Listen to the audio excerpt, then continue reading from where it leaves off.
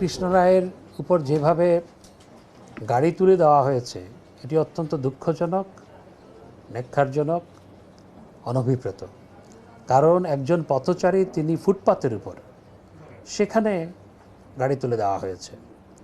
আসলে বাংলাদেশে কিছু চালক, আমি সব চালক বলবো না, কিছু চালক যেভাবে বেপরোয়া হয়ে উঠেছেন, এটি উদ্বেগজনক পর্যায়ে পৌঁছেছে।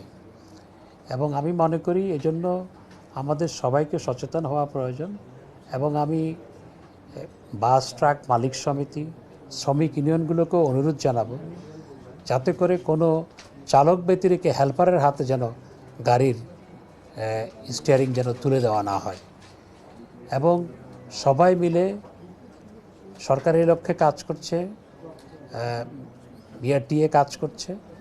আমি অনুরোধ জানাবো একই সাথে ড্রাইভারদের যে সমিতি আছে, তারা, শ্রমিক ইউনিয়ন, মালিক সমিতি, সবাই যেন ড্রাইভাররা সঠিক প্রশিক্ষণ নিয়ে গাড়ি চালায়। গত কিছুদিনের মধ্যে যে সমস্ত দুর্ঘটনা হয়েছে সেখানে অনেক ক্ষেত্রেই ড্রাইভার নয়, হেল্পার গাড়ি চালাচ্ছিল এবং সেই কারণে দুর্ঘটনা হয়েছে। এই কৃষ্ণ রায়ের পা হারানো অত্যন্ত অনভিপ্রেত, দুঃখজনক।